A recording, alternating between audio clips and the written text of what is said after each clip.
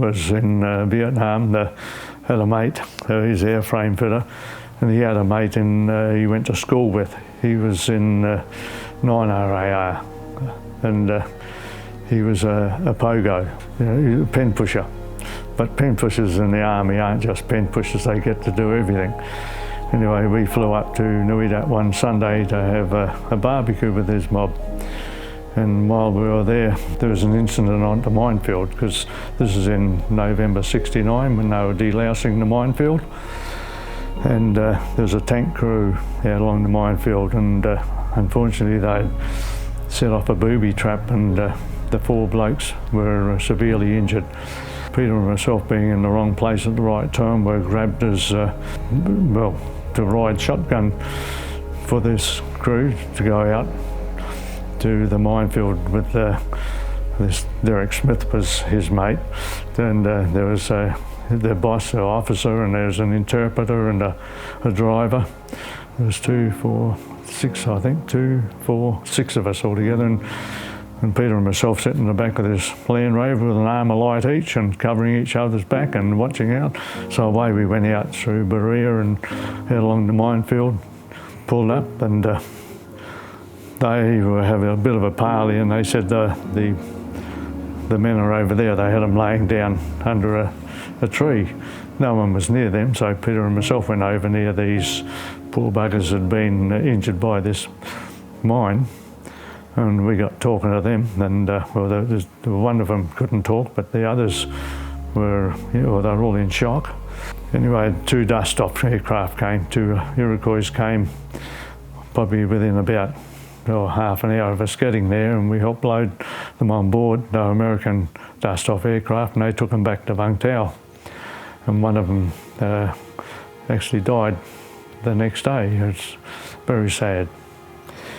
Anyway, while that was going on, I went up on this bit of an embankment to look down into the minefield, and they had 2 converted APCs that they had a big boom out one side with all chains and tyres on, and they were all beefed up underneath and on the sides, so they'd go up and down the minefield setting off the mines. And they had like a big bulldozer there, all beefed up, grading them all in too. Anyway, someone said, get down from there, because there was a sniper over there before, so I didn't need to be told twice. Anyway, I came back down, because it was about 100 or 200 metres wide, I suppose. The biggest mistake they made, putting that minefield in, because the Viet Cong lifted most of them out, I think, and used them against us. Killed a lot of our blokes and maimed a lot. It was 11 miles long, I think. Anyway, after a while we left there, and I thought we'd be going back to Nui Dat. I would have been happy about that, but we didn't. We went down south towards the Long Highs, called the Long Green, and then towards the coast and to a village, because the Australians put in a lot of, did a lot of aid for the locals in villages, community centres, roads. Well, this first village had a big Southern Cross windmill in it, and that's what they were just checking out, some of this Australian aid going in. And that's why we had the interpreter.